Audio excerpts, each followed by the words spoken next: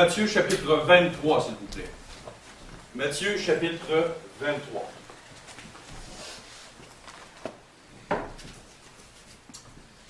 Le titre du message ce matin, c'est « Scribes et pharisiens, des modèles à ne pas imiter ». Scribes et pharisiens, des modèles à ne pas imiter. Croyez-vous, pour une question comme ça, croyez-vous qu'aujourd'hui, nous pouvons, dans les milieux évangéliques, avoir des scribes et des pharisiens? Oui. Oui. Oui. C'est la réalité. On peut en avoir. Dans les religions, dans les sectes, oui, on en a. Mais on va voir un peu la caractéristique de ce que Jésus décrivait comme scribes et pharisiens. Et puis on va ramener ça à certains textes de la parole de Dieu, même plusieurs textes de la parole de Dieu. Et la Bible, à 3 endroits, dit de s'examiner, ou le mot examiner. Combien de fois vous pensez que le mot examiner est dans le Nouveau Testament? Et Madame l'école, je vais vous donner la réponse. 3 fois. 3 fois à l'école. Pas à l'école, mais à l'école, vous faites souvent ça, les professeurs. Vous dites combien, vous donnez la réponse. Fait que 3 fois dans la Bible. Je pense que ça serait bien d'aller voir les 3 places d'examiner. Et cette prédication-là va être en 2 volets. Dimanche-ci et dimanche prochain. Alors, la première chose qu'on va voir, c'est dans 2 Corinthiens, chapitre 13, verset 5. 2 Corinthiens, chapitre 13 et verset 5. Et nous ne serons pas pressés pour ces 2 prédications-là, comme en Haïti et en Afrique. Ici, on est toujours pressé de finir, mais pour ça, c'est trop important pour nous d'examiner ces choses-là. 2 Corinthiens, chapitre 13 et verset 5. Qu'est-ce que la parole de Dieu nous dit? Examinez-vous vous-même pour savoir si vous êtes dans la foi. Éprouvez-vous vous-même. Ne reconnaissez-vous pas que Jésus-Christ est en vous, à moins peut-être que vous ne soyez désapprouvés. La première des choses qu'il faut s'examiner, c'est soi-même. Puis surtout pour les hommes religieux, savoir si Christ est en vous. Si Christ n'est pas en toi, tu deviens un religieux. Tu es dans une religion. Même si tu es dans une église évangélique, si tu n'es pas sauvé, tu pratiques une religion évangélique au lieu d'être en relation personnelle avec Christ. Donc, il faut s'examiner aussi. La première chose qu'on devrait examiner, c'est notre cœur. Première des choses. La deuxième des choses, on va tourner dans Éphésiens chapitre 5, verset 10. Examinez ce qui est agréable au Seigneur. Wow! La deuxième chose, il faut s'examiner soi-même en premier, dans notre cœur. Et ensuite, il faut regarder. Parce que souvent, les religieux pointent du doigt les gens. Mais je vous ai montré qu'il y a quoi? 3 doigts qui pointent la personne qui pointe les autres. Donc, quand tu pointes quelqu'un comme ça, pour un agissement, il faut que tu regardes les 3 doigts à toi qui te pointent toi. Fait que maintenant, un coup, tu t'es examiné avec la parole de Dieu, parce que tu ne peux pas t'examiner avec quelqu'un d'autre. Je ne peux pas me comparer à Mme Blanchette. Je ne peux pas me comparer à Anthony. C'est impossible. On a tous des manquements à différents niveaux. Mais on s'examine par rapport à qui? Par un modèle parfait. Souvent, les plus jeunes vont voir les adultes et ils les prennent comme modèle. Ou souvent, à un moment donné, il y a un Africain qui m'a déjà dit « Hey, papa, parce qu'il m'appelle papa à cause que je suis pasteur, c'est pas spécial, là. Je ne suis pas ton père, je suis ton frère dans le Seigneur. » Mais il m'écoute, il m'appelle papa pareil. Et il dit « Vous allez être mon modèle. » J'ai dit « Non. » J'ai dit « Prends-moi pas comme modèle, prends Christ comme modèle. » Ah, il dit « Oui, c'est vrai, papa, vous avez raison. » Ok, c'est bon. Fait que là, imaginons, c'est marqué « Examiner toutes choses auprès du Seigneur. » Souvent, on dit « Moi, je pense que... » Mais qu'est-ce que Christ, lui, pense de ça? Souvent, on voit des gens qui mènent leur christianisme à leur façon. Ils ne s'examinent pas eux-mêmes. Ils sont bons pour examiner plein de monde. Mais en premier, il faut s'examiner. En plus, il faut, après, même avant, ou même en même temps, il faut savoir, connaître ce que la parole de Dieu dit, pour savoir si c'est agréable au Seigneur. Ça, c'est important. Et ensuite, 1 Thessaloniciens, chapitre 5, verset 21. 1 Thessaloniciens, chapitre 5, verset 21. Est-ce qu'il y a quelqu'un qui pourrait le lire? Mais examinez toutes choses et retenez ce qui est bon. Oh, examiner toutes choses. Maintenant, après savoir regarder, à regarder ce que le Seigneur dit, il dit examinez toutes choses et retenez quoi? Ce qui est bon. Donc, ça nous appelle à faire un choix. Parce que souvent, quand on examine ce que Dieu enseigne. Après ça, qu'est-ce qu'il faut retenir? Ce qui est bon. Donc, ce qui est mal en nous, qu'est-ce qu'il faut faire? S'il faut retenir. Quand tu retiens de l'eau dans un vase, qu'est-ce que ça fait? Tu gardes cette portion d'eau-là. Mais le reste, tu le rejettes, tu ne peux pas le prendre. Donc, c'est la même chose. Fait que c'est en relation. Pour savoir si on est un religieux, on va avoir des modèles à ne pas imiter, mais en même temps, on va pouvoir s'examiner nous-mêmes par rapport à ce que Christ dit et on va retenir ce qui est bon. Pas ce qui est en nous, parce que ce qui est en nous n'est pas bon. Et tout ce qui vient de Christ, de la parole, qui va être en nous, que Christ a déposé, ça, on va le retenir.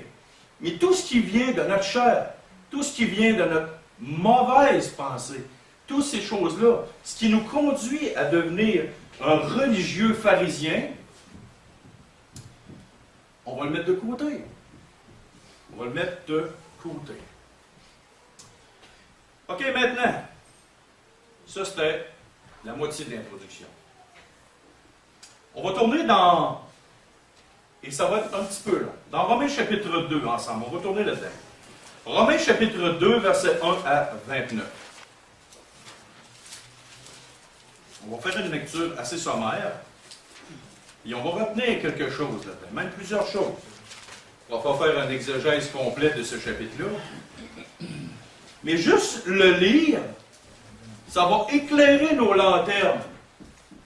Éclairer nos lanternes.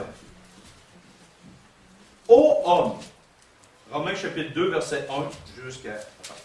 Ô homme, qui que tu sois, ça veut dire peu importe ta position dans ta vie, que tu sois un grand informaticien, un grand plombier, ou le premier ministre du Canada, ou n'importe qui, peu importe ta position, que tu sois un pasteur. Parce qu'oublions pas une chose, un pasteur est aussi petit que n'importe quel plus petit enfant dans une assemblée. Pourquoi? Parce qu'il était un homme saint, sauf que son ministère est public. OK? Ô homme, qui que tu sois, toi qui juges, tu es donc inexcusable, car en jugeant les autres, tu te condamnes toi-même. Puisque toi, tu juges, tu fais les mêmes choses. Oh! Toi, tu juges les autres, mais tu fais les mêmes choses. Nous savons en effet que le jugement de Dieu contre ceux qui commettent de telles choses est selon la vérité. Et penses-tu, ô homme qui juge ceux qui commettent de telles choses et qui les fait, tu échapperas au jugement de Dieu. Donc souvent, on place des choses sur les gens, mais on les fait soi-même. On dit aux gens, « Ah, t'es un menteur, tu ne devrais pas mentir. » Mais toi-même, tu vois, de temps en temps, tu passes une petite vite à ta femme, tu passes une petite vite à ton boss, tu passes une petite vite à tes amis. Oups, c'est la même chose. Verset 4. « Où méprises-tu les richesses de sa bonté, de sa patience, de sa longanimité, ne reconnaissant pas que la bonté de Dieu te pousse à la repentance? Mais par ton endurcissement et par ton cœur impénitent, tu t'amasses un trésor de colère pour le jour de la colère et la manifestation du juste jugement de Dieu, qui rendra à chacun selon ses œuvres. Elle réserve la vie éternelle à ceux qui, par la persévérance à bien faire, cherchent l'honneur, la gloire et l'immortalité. Mais l'irritation, la colère à ceux qui, par esprit de dispute, sont rebelles à la vérité, obéissent à l'injustice. Tribulation et angoisse sur toute âme d'homme qui fait le mal, sur le juif premièrement, puis sur le grec. Gloire et honneur et paix pour quiconque fait le bien. Pour le juif premièrement, puis pour le grec. Car devant Dieu, il n'y a point de favoritisme. Peu importe qui tu es, que tu sois blanc, que tu sois noir, un Indien, Peu importe. La couleur de peau n'a pas rapport. Que tu sois un homme ou une femme, ça n'a pas rapport. Que tu sois un jeune ou un moins jeune, un vieux, ça n'a pas rapport. Peu importe la position de métier que tu as, Dieu, il n'y a pas de favoritisme. Dieu ne fait pas comme l'être humain. Il regarde toujours au cœur de la personne. Toujours au cœur de la personne. C'est ça qui est formidable. Tous ceux qui ont péché sans la loi périront aussi sans la loi. Et tous ceux qui ont péché avec la loi seront jugés par la loi. À celui qu'on a beaucoup donné, Christ, Dieu, va beaucoup redemander. Donc, si nous avons toute la connaissance de la parole de Dieu dans un livre et que nous la lisons, nous serons tenus pour plus responsables que quelqu'un qui n'avait pas la connaissance. Ce ne sont pas, en effet, ceux qui écoutent la loi qui sont justes devant Dieu, mais ce sont ceux qui la mettent en pratique qui seront justifiés. Ce n'est pas à cause que tu viens t'asseoir dans une église évangélique à tous les dimanches matins, puis tu es régulier, que c'est pas ça qui va amener des bons points ou des mauvais points dans ta vie. C'est clair, net et précis. C'est ceux qui mettent en pratique la parole de Dieu. Quand les païens qui n'ont point la foi font naturellement ce que prescrit la loi, ils sont, eux, qui n'ont point la loi, une loi pour eux-mêmes. Ils montrent que l'œuvre de la loi est écrite dans leur cœur, leur conscience en rendait témoignage, et leur pensée s'accusant ou se défendant tour à tour. C'est ce qui paraîtra au jour où, selon mon évangile, Dieu jugera par Jésus-Christ les actions secrètes des hommes. Pour terminer, ce qui est important pour Dieu, c'est pas que tu connaisses toute la parole de Dieu, c'est que tu la mettes en pratique. C'est sûr que pour la mettre en pratique de plus en plus, il faut que tu la connaisses. Puis pour la connaître, qu'est-ce qu'il faut faire? La lire. Mais comment la lire? Il faut la lire avec un cœur honnête. De toute façon, on ne peut pas se cacher devant Dieu. Tu peux faire croire tout ce que tu veux à tout le monde autour de toi, mais devant Dieu, quand tu ouvres la parole, puis tu l'analyses comme il faut, tu dis, Seigneur, c'est vrai, je suis comme ça. Donc tu t'examines, tu dis, Seigneur, transforme-moi. Dites pas au Seigneur, aide-moi, parce que Dieu ne veut pas être votre co-aidant. Dieu veut faire un miracle. C'est comme l'aveugle dans le temps qui allait voir Jésus et disait, Seigneur, peux-tu m'aider à redevenir voyant? Aide-moi à retrouver la vue. Comment? T'es pris, t'es coincé, t'es aveugle. Mon paralytique. Est-ce que le paralytique il dit, Seigneur, j'aimerais que tu fasses 50% de le job, moi l'autre 50% je vais en faire. Non. C'était impossible pour quelqu'un qui était handicapé, pris avec ça. Non, c'est le Seigneur qui faisait tout au complet. On a juste à avoir un cœur ouvert, à vouloir, avoir un désir profond d'être transformé par lui. OK, tournons maintenant dans Matthieu 23, s'il vous plaît. On va voir plusieurs passages de la parole de Dieu. Et je vais vous faire participer ce matin. Vous allez ouvrir vos Bibles, puis il y en a qui vont lire des textes, ceux qui savent le temps. On va aller voir du verset 1 et verset 2. Je vais le lire. De Matthieu 23, versets 1 et 2. Alors Jésus, parlant à la foule et à ses disciples, dit, « Les scribes et les pharisiens sont assis dans la chair de Moïse. Faites donc et observez tout ce qu'ils vous disent, mais n'agissez pas selon leurs œuvres. » Il me semble, quand tu regardes ça, tu te dis, c'est comme contradictoire. Tu dis, écoute, observez tout ce qu'ils disent. C'est des hypocrites, des menteurs, tout ce que tu veux comme religieux. Il dit, observez tout ce que vous voulez, tout ce qu'ils vous disent, mais n'agissez pas comme eux. Ça me semble qu'il y a une contradiction, tu sais. Moi, je serais tout croche. Mais pourquoi Jésus disait ça? J'ai cherché, réellement, j'ai cherché.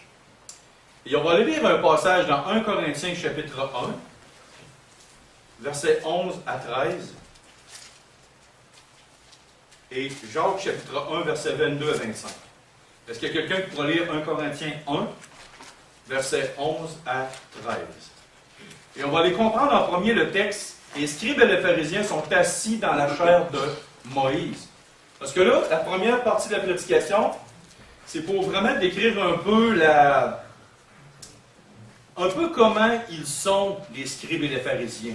Car mes frères, j'ai appris à votre sujet, par les gens de Chloé, qu'il y a des rivalités au milieu de vous. Je veux dire que chacun de vous parle ainsi. Moi, je suis de Paul, et moi d'Apollos. et moi de Céphas, et moi de Christ. Christ est-il divisé? Paul a-t-il été crucifié pour vous? Ou est-ce au nom de Paul que vous avez été baptisés? Je peux dire qu'il n'y a rien de nouveau sous le soleil. Dans le temps de Paul, il y en a qui disaient « Ah, moi je suis de Pierre, moi je suis de Céphas, puis Paul, puis d'autres d'un tel, un tout d'un tel. » Et puis il y en avait d'autres qui étaient meilleurs que les autres, qui étaient de Christ. Dans notre culture, à nous, en Amérique du Nord, il y en a qui sont des baptistes, il y en a qui sont des frères, il y en a qui sont des frères exclusifs, il y en a qui sont des pentecôtistes charismatiques. Et puis là, Christ, il dit ici, les scribes et les pharisiens sont assis dans la chair de Moïse. C'est qui Moïse en réalité? C'était la personnalité de l'heure dans ce temps-là. C'était le king. Non. Moïse, c'était un être humain. Comme Hébreux 11 le dit, les prophètes, tout ça, là, c'était tous des hommes comme nous, la même nature que nous. Et Moïse, c'était un gars qui bégayait. C'était un gars qui avait de la misère. Ça y a pris 3 fois avant d'écouter Dieu. Il s'entêtait. Non, regarde, organise-toi, Seigneur Dieu. Non, c'était un homme qui a été pris, qui a été monté par Dieu. Et c'était un homme ordinaire. Il avait 2 jambes, 2 bras. Et quand les scribes et les pharisiens, ils se gargarisaient, ils étaient tellement fiers de la position qu'ils étaient, ils étaient dans la chair de Moïse. Mais nous, comme chrétiens, où est-ce qu'on est? Est-ce qu'on est des baptistes, des frères, des pentecôtistes, des ménonites, tous les noms que les hommes peuvent nous donner? Ou est-ce qu'on appartient à Christ? Est-ce qu'on appartient à Christ? Réellement, est-ce que Christ est notre seule et unique personne de référence? Quand j'étais jeune comme chrétien, je pensais que j'étais dans la vérité en étant dans le milieu des frères. Je voyais les frères comme « Wow! » J'ai été déçu. C'était des hommes. C'était des hommes et des femmes pareil comme dans les milieux baptistes. Pareil dans le milieu pentecôtiste. La seule chose que j'ai compris, puis ce qui est le plus important, c'est que Christ, première des choses, doit être celui qui est notre modèle. Pas s'asseoir dans une position. Imaginons que tu es dans l'assemblée de John MacArthur. Qui est John MacArthur? Savez-vous? Docteur des Écritures. C'est un docteur des Écritures. C'est un des plus grands pasteurs aux États-Unis, tout ça. Grand évangéliste. Et là, 150 ans, il y avait Charles Haddon Spurgeon, qui est encore meilleur que John MacArthur. C'était un homme d'une capacité extraordinaire. Mais les hommes étaient tellement fiers. Hey, moi, je vais à l'église de John MacArthur. Moi, je vais à l'église de Charles Spurgeon. Hey, moi, je vais à l'église de Martin Luther. Ben, pourquoi on ne dirait pas, moi, j'étais à l'école de Christ? Moi, je suis Christ. Voyez-vous? Ça, c'est la première des choses à éviter.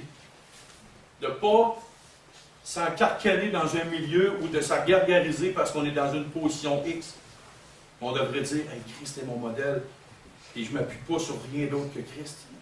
Et Christ, s'il parle, le reste du monde entier, ça ne me dérange pas. Christ a dit, l'opinion des gens ne m'intéresse plus. Les pensées des hommes ne m'intéressent plus. Mais le seul et unique modèle que j'ai, c'est Christ. Puis un jour, je vais mourir, puis je vais aller dans sa présence. Première des choses. Un autre qui est caractéristique, car ils disent et ne font pas. Dire et ne pas faire. Tu veux tuer un enfant en lui-même, promis-lui toujours des choses et fais-le pas. Un jour, qu'est-ce que tu penses qui va arriver? Qu'est-ce que vous pensez qu'il va arriver? Il va y avoir un désabusement total et absolu d'un homme, qui va être rendu un homme aujourd'hui. Il va y avoir un paquet de conséquences dans la vie de cet enfant-là.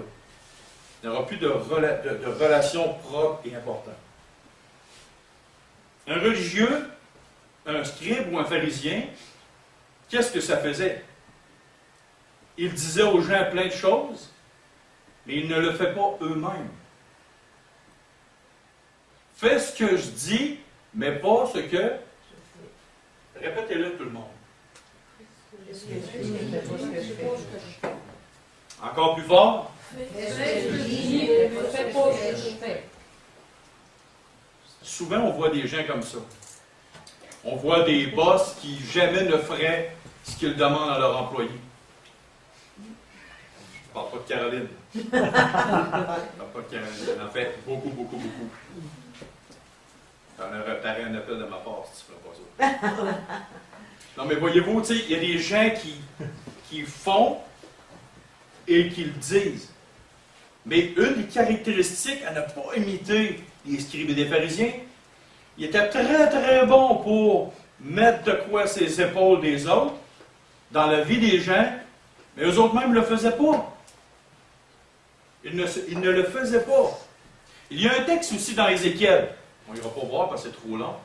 Il y a un texte dans Ézéchiel, Dieu disait, viens Ézéchiel, je vais te montrer quelque chose. Mais, regarde dans le trou. Regarde dans le trou. Ézéchiel s'avançait puis il regardait. Puis vous voyez les 70 anciens d'Israël qui étaient complètement corrompus, qui étaient en train d'adorer directement dans le temple des statues, des idoles, toutes sortes de cochonneries, mais que le peuple ne pouvait pas aller voir. Parce que les peuples ne pouvaient pas rentrer où ce que les gens étaient là. Mais les gens étaient corrompus. Les 70 anciens d'Israël étaient corrompus dans leur cœur. C'est comme aujourd'hui en politique. Les politiciens, ils disent au peuple, coupez-vous, serrez-vous la ceinture. Ils se votent une augmentation de salaire, plusieurs pourcentages. Ils devraient être des modèles, des exemples. Ils ne le sont pas. Puis c'est pas juste au Québec, c'est partout ailleurs dans le monde. OK? C'est partout ailleurs dans le monde. Mais nous, en tant que chrétiens, on devrait avoir comme l'inverse de ça. Quand on dit, on devrait, au préalable, l'avoir fait nous-mêmes. L'avoir fait nous-mêmes. Et surtout, de ne pas dire aux gens quoi faire quand on ne l'a jamais fait. C'est comme si un couple, ils ont des jeunes enfants de 3, 4, 5 ans, 6 ans, et puis ils diraient à un couple qui sont rendus avec des ados, viens, on va te montrer comment éduquer des adolescents. Vous diriez, bien, on commence par prendre l'expérience avant, et après ça, tu pourras faire quelque chose, tu pourras me dire quoi faire. Comme Danny, toi, tu es un compagnon d'expérience, tu es contre-maître comme sur un chantier, puis un jeune qui sort de l'école dirait à Danny, c'est pas de même qu'on fait ça, viens, je vais te montrer comment faire. Qu'est-ce que tu lui dirais? Retourne travailler! Ça serait normal. Tu as un gars qui a un paquet d'expérience, puis il y a un petit jeune qui sort d'école. C'est aussi illogique dans la tête de quelqu'un que tu lui dis, fais ceci, fais cela, mais que toi-même tu ne l'as jamais fait. Et ça, c'était une caractéristique des scribes et des pharisiens. OK. Versets 4 et 5. Et puis Jésus, il en avait long à dire sur les scribes et pharisiens. Dans Matthieu 23, verset 4. Vous allez voir, quand on va avoir passé toute la liste après 2 dimanches, puis là, peut-être je me rends compte que ça va être 3 dimanches. Parce que, mettons que Jésus en avait long à dire. Très long à dire. Et puis moi, j'ai toujours dit, les gens comme chrétiens qui n'ont pas de Bible entre les mains, tout autour de vous, dans le monde, vous avez des modèles. Savez-vous ça? Tous les gens qui ne sont pas chrétiens, c'est des modèles pour vous. Hein? Des modèles à ne pas imiter. Des modèles à faire le contraire de ce qu'ils font. Vous voyez ce qu'ils font? Vous voulez plaire à Dieu? Faites le contraire. Les gens commettent l'adultère, commettez pas l'adultère. Les gens mentent et volent, ils sont hypocrites, faites le contraire. Vous avez tellement de modèles autour de vous. Ne suivez pas ce que le monde suit. Vous allez avoir un bon modèle. Mais ici, on parle du modèle à ne pas imiter des scribes et des pharisiens. Verset 4. Ils lient des fardeaux pesants et les mettent sur les épaules des hommes, mais ils ne veulent pas les remuer du doigt. Oh, qu'est-ce que ça veut dire? On va tourner dans Colossiens, s'il vous plaît. Colossiens chapitre 2, versets 20 à 23. Verset 20. Si vous êtes morts avec Christ aux principes élémentaires du monde, pourquoi, comme si vous viviez dans le monde, vous impose-t-on ces préceptes? Ne prends pas, ne goûte pas, ne touche pas, préceptes qui tous deviennent pernicieux par l'abus et qui ne sont fondés que sur les ordonnances et les doctrines des hommes. Ils ont en vérité une apparence de sagesse, en ce qu'ils indiquent un culte volontaire, de l'humilité et du mépris du corps, mais cela est sans valeur réelle et ne sert qu'à satisfaire la chair. Le fameux mot légalisme. Aujourd'hui, dans nos églises, on utilise ce mot-là, légaliste, mais avec une mauvaise utilité. Danny, tu es un gars de métier, un gars d'expérience. Si tu vois un gars pogner un Westcott et rentrer un clou dans une planche de bois, qu'est-ce que tu vas lui dire? Pas le bon outil. C'est vous qu'aujourd'hui, on utilise le légalisme exactement comme un jeune pourrait prendre un Westcott et fesser un clou. Un Westcott, c'est une clé à molette avec une roue qui tourne pour agrandir. Ceux qui ne savent pas c'est quoi le terme en anglais. Une clé ajustable. Clé ajustable. OK? Bon. C'est pas le bon outil. Mais aujourd'hui, on prend le légalisme pas aux bonnes places. Quelle pourrait être une mauvaise utilisation du mot légalisme? Alors, premièrement, on va définir ce que c'est le légalisme.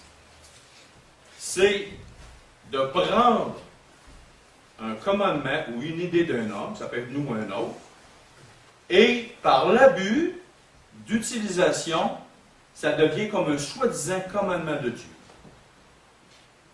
Comme un soi-disant commandement de Dieu. Alors, notre Église, on a toujours fait ça comme ça, puis c'est sûr certain que ça vient de Dieu. Oh! Comme le pasteur, il faut toujours qu'il y ait une cravate. Ça, c'est coulé dans le béton. Il faut toujours, absolument, que le pasteur ait une cravate. Est-ce que ça vient de la parole de Dieu, ça? Quand est-ce que les cravates ont été inventées? Ça fait pas 2500 ans que la cravate existe. Là, 100 quelques années, la cravate n'existait pas, 150 ans. Il y avait d'autres choses, il y avait d'autres habillements. Hey, un homme qui porterait une tunique, ça, c'est pas bon. Parce que nous, en Amérique du Nord, on porte des pantalons. Christ, c'est quoi qu'ils ont divisé? Qu'est-ce qu'ils ont voulu? Qu'est-ce qu'ils se sont partagés? Qu'est-ce qu'ils ont tiré au sort? Une tunique. Une tunique! Un jour, il y a un chrétien qui me dit, James, qu'est-ce que tu fais à l'assembler en sandales? On n'est pas sur une plage ici. Ah oui, Jean-Baptiste, il disait qu'il n'était pas digne de délier la courroie de ses. Ah, Jésus portait des sandales. Et puis il allait dans le synagogue. Wow. Voyez-vous, c'est que des exemples de même, je pourrais en donner tellement souvent. C'est qu'on prend notre perception et on dit aux gens qu'il n'est pas correct. Mais qu'est-ce que Dieu dit là-dessus? Si Dieu ne le dit pas, ça ne dérange pas, tu es libre. Puis ça peut être n'importe quoi. Ça peut être dans n'importe quoi. C'est pour ça que c'est important de s'examiner. Et pourquoi, si on n'est pas dans le monde, si on appartient à Christ, nous sommes libres en Christ? Bien, notre liberté, ce n'est pas une raison pour commettre des péchés à tour de bras. OK? Et que je choisisse une chemise bleue ou une chemise blanche, ça ne regarde pas personne d'autre que moi. Et Dieu ne vous jugera pas non plus. Je vais à l'extrême, mais c'est ça.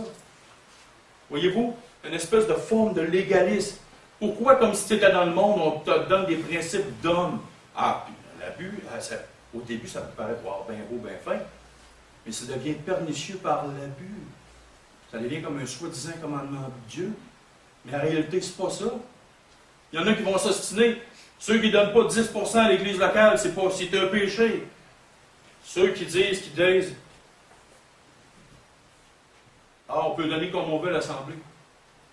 Moi, je te dis, regarde ça devant Dieu. Regarde ça devant Dieu. Regarde tes dépenses versus ce que tu donnes à Dieu. Et analyse ça devant Dieu. Oh, c'est une troisième voie. Voyez-vous, il y a tellement de choses qu'il faut faire attention. Il ne faut pas devenir nous-mêmes un scribe, un pharisien, un religieux. On impose des choses aux gens qui, en réalité, est-ce qu'ils viennent de Dieu? Pas nécessairement. C'est peut-être pas mal, mais pourquoi les imposer aux gens? OK, verset 5. Ah, ça c'est une belle place. Dans Matthieu 23. Ouais, Matthieu 23, verset 5. C'est écrit. Ils font toutes leurs actions pour être vus des hommes. Ainsi, ils portent de larges phylactères et ils ont de longues franges à leurs vêtements. OK?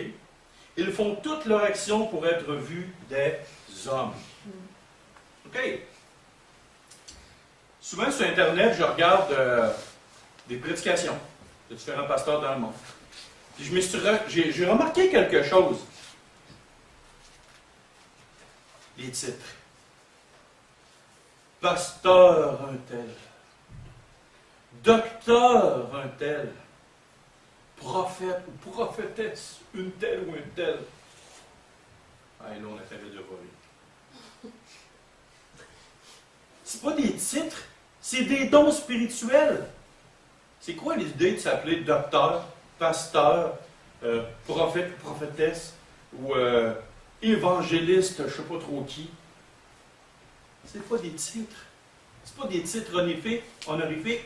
C'est pas un diplôme universitaire que tu mets sur ton mur et tu es prophète. Non, c'est un don spirituel. C'est un don, ça ne vient même pas de toi. Ça a été donné d'en haut du ciel par Dieu. Ça a été donné en haut de Dieu. On n'a pas à se vanter de ce qu'on a comme don, puis en plus de ça, de se mettre un diplôme pour faire sûr et certain que tout le monde va nous voir. Que tout le monde va nous voir, puis qu'on va être tellement reconnus. Hein? Surtout les pasteurs qui mettent leurs choses sur YouTube. Ils regardent à tous les semaines. Hey, comment ça monte? Combien de monde m'ont écouté cette semaine? Après, ils sont fiers. Je suis rendu à 10 000 personnes qui m'ont écouté sur YouTube. Hey, là, je suis bon. Faire un pasteur, puis ça, c'est vraiment un danger pour un berger, un pasteur. C'est au début, il commence humble. Puis dans le futur, quand l'Église grossit, là, tellement imbu de sa personne, Ça, c'est dangereux. Mais nous aussi, comme chrétiens, même si on n'a pas une place, ou pas une place, mais un rôle de pasteur public, on peut devenir dans un état de... On fait toutes nos actions pour être vus des hommes. Tu peux être une infirmière, puis tellement t'organiser pour que toutes les autres infirmières te voient. Tu es un bon plombier, tout le monde te regarde comment tu es fait. Je me rappelle, j'ai vu un gars, à un moment donné, il avait eu une position dans une compagnie. Mon ami, ça a fait comme une grosse poule, tu sais, enflé par en haut. Il se promenait, mon ami, en choc. Mon ami, calme-toi. Calme-toi. On dirait que tu t'es transformé en poule, tu sais, une poule d'un comique, là. Ça vient tout bon. Un coq, c'est ça. Mais voyez-vous, il y en a qui se transforment en coq de même, tu sais, puis là, ils font toute leur action pour être vus des hommes. Et Dieu, c'est pas ça. Mais Dieu ne voit pas tes actions. En premier, il voit ton cœur. Puis si ton cœur n'est pas littéralement attaché à la parole de Dieu, puis vraiment comme Christ, comme modèle, toutes tes actions que tu fais, ça vaut zéro. Ça vaut rien. Comment Christ te dit, quand tu veux prier, entre dans ta chambre, tu es tout seul à ta chambre. Quand tu fais l'aumône, montre pas aux autres, tu donnes de l'argent. Puis il y a une différence entre une offrande et l'aumône. L'aumône, c'est à quelqu'un, et l'offrande, c'est à Dieu. Il y a une distinction entre les deux. Donc, souvent Christ, OK, mais là, il y en a qui vont dire, mais Jésus faisait tout le temps ses miracles publiquement. Ah, OK. Mais lui, c'était pour accomplir les prophéties. Il fallait qu'il montre à la nation d'Israël qu'il était réellement qui il disait qu'il était. Quelqu'un qui se présenterait le Fils de Dieu, puis se présenterait à tout le monde. C'est pas grand-chose. Il fait les miracles qu'il faisait. C'est extraordinaire. Ouais, on va avoir besoin de 3 dimanches. Et on va continuer le verset 6 jusqu'à 12. Ils aiment la première place dans les festins et les premiers sièges dans les synagogues. Ils aiment à être salués dans les places publiques, à être appelés par les hommes maître, maître, c'est ça que ça veut dire, rabbi. Mais vous ne vous faites pas appeler rabbi, car un seul est votre maître, et vous êtes tous frères, et n'appelez personne sur la terre votre père, car un seul est votre Père, celui qui est dans les cieux. Ne vous faites pas appeler directeur, car un seul est votre directeur, le Christ. Oh, les titres. Les titres. Avoir les premières places. On a-tu un exemple dans la Bible que quelqu'un qui voulait avoir la première place? Oui. Dans 3 Jean, la troisième épître de Jean. On avait un homme qui s'appelait Diotrephe. Il avait une caractéristique. Il aime être le premier. Il aime être le premier. Souvenez-vous de Christ. Quand Christ est venu sur terre, qu'est-ce qu'il a fait à ses disciples? Dans la chambre haute, juste avant le repas. Vous en avez les pieds? OK. Pour nous, laver les pieds, bon, on peut laver les pieds à quelqu'un, bon, pas de problème. Ça n'a pas une grande signification. Mais pourquoi Pierre, lui, est arrivé, il s'est retiré de là, et il a dit, jamais tu vas me laver les pieds? Pourquoi lui a eu autant une aussi grande réaction que ça? Pourquoi? Parce que c'est les serviteurs qui avaient les pieds dans les mains. C'est la pire job, la plus ingrate pour être en tête d'un juif de ce temps-là, laver les pieds de quelqu'un. Mais là, tu as le roi des rois, tu as Dieu fait homme qui est là, puis qui se met à genoux, qui enlève sa tunique, il est juste en sous-vêtements, il se met à genoux devant toi, puis il te lave les pieds. Imaginez-vous, il est roi des rois, seigneur des seigneurs, il a créé l'univers en 6 jours de 24 heures avec sa simple parole, puis il se descend à genoux pour laver les pieds de des pourris. Parce que l'être humain est pourri, par-dessus pourri. Nul n'est bon, nul n'est gentil, Romains 3. Tous sont pervertis, tous sont coupables. Mais Christ lui-même a abandonné sa position pour venir à genoux devant les hommes, pour leur laver les pieds. Et il dit, voici, je vous ai laissé un exemple. Le scribe et le pharisien aiment avoir la première place, aiment être le premier, soit dans son domaine, soit dans son métier, soit parmi les pasteurs. S'il est un pasteur, c'est comme une compétition entre pasteurs, savoir c'est qui va être le meilleur, qui va être le plus volubile, qui va être le plus intelligent, qui va avoir le plus de diplômes sur le mur. Dieu s'en fout de ça. Mais simplement, si tu as un cœur pour servir avec empressement ton prochain, ça, tu es réellement un disciple de Christ. Parce que Dieu ne nous appelle pas à avoir une haute position dans la vie. Même si on en a une, Dieu ne nous appelle pas à avoir une haute position. Prenez Joseph dans l'Ancien Testament. Il était le bras droit du Pharaon. Mais il a agi tout le long comme un serviteur, et c'est ça qui a sauvé la vie de millions d'Égyptiens. Quand est arrivée la fameuse famine de 7 ans, là, à cause qu'il a agi comme un serviteur, il aurait pu se faire servir pendant qu'il y avait des années de vaches grasses, puis wow, c'était ça. Puis non, il a agi en prévoyant, en étant serviteur. Serviteur de Pharaon, il s'est fendu, il a travaillé jour et nuit. On va construire ça. Mais il a sauvé la vie de plusieurs millions de personnes avec ça, puis même des pays d'alentour. Parce qu'un homme a agi comme un serviteur. C'est le fun parce qu'il y a beaucoup de types de représentations dans la vie de Joseph qui représentent Christ. Mais Christ lui-même était un serviteur, le plus grand serviteur de la terre. Pourtant, il est c'est le roi des rois.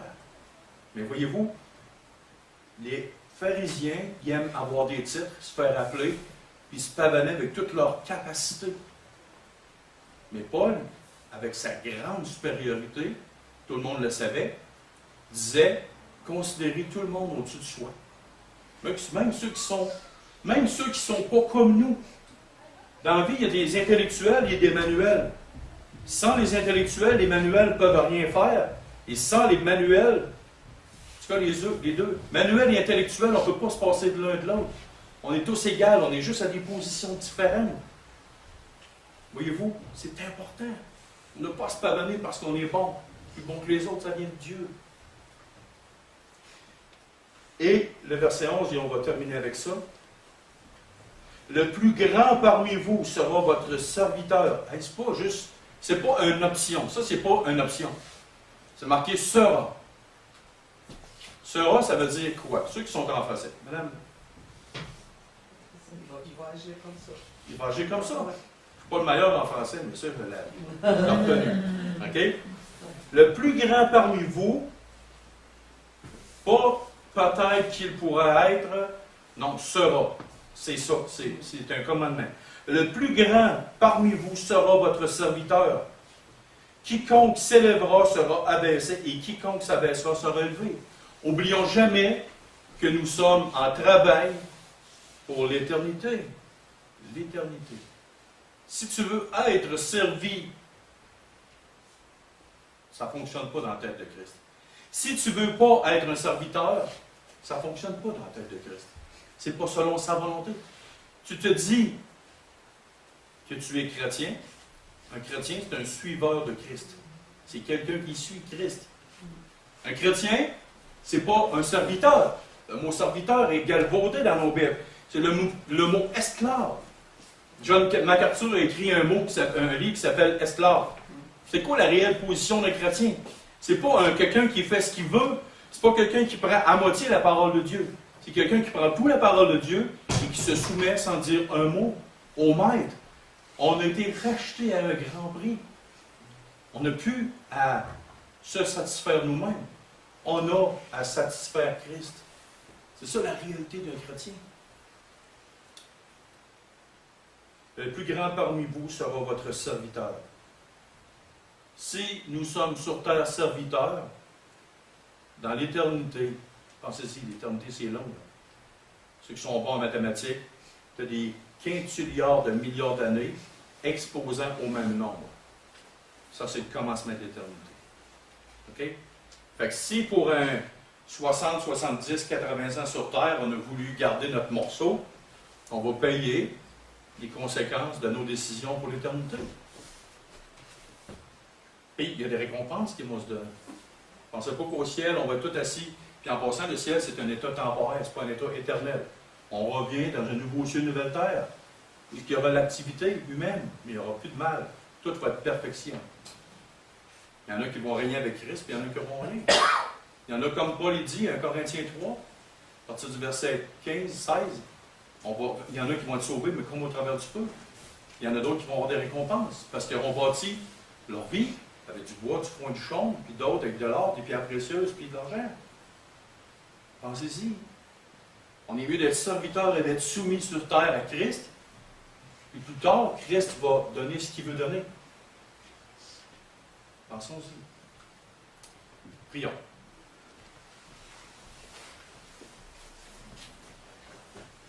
Seigneur Dieu et Père, je te demande cette semaine de pouvoir nous examiner nous-mêmes, voir comment est-ce qu'on agit, comment est-ce qu'on pense, comment est-ce qu'on parle.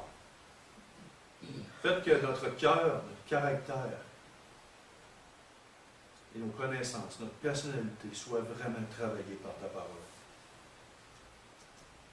Fais qu'on soit de plus en plus morts à nous-mêmes, afin qu'on ne ressemble pas à un scribe et un pharisien. Fais que ta parole soit vraiment du plus profond de nos cœurs, soit là, intégrée, implantée. Amène-nous à la repentance pour les manquements, les péchés qu'on aura commis, Seigneur Dieu. Éclaire-nous. Montre-nous si nous sommes sur la bonne voie.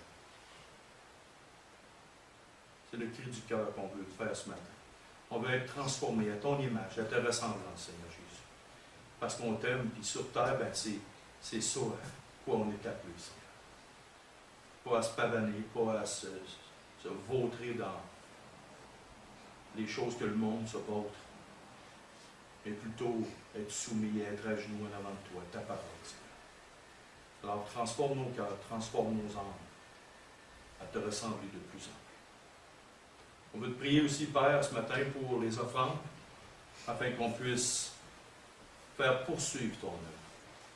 La parole nous dit aussi que si on voit notre frère ou notre sœur qui sont dans le besoin et qu'on dit « Chauffez-vous, on va prier pour vous », alors notre foi en réalité est morte. Fait qu'on puisse donner généreusement, parce qu'on a vu ce matin, et fait que ces images-là soient gravées à tout jamais pour le reste de notre vie. Qu'on puisse tout faire dans nos moyens possibles et impossibles afin de pouvoir donner généreusement ton œuvre.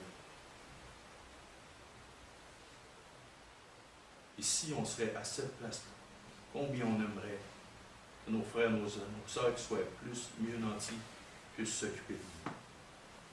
Alors, Père, donne-nous d'être généreux dans nos offrandes, de réserver quelque chose à part tous les semaines pour pouvoir faire avancer ton œuvre.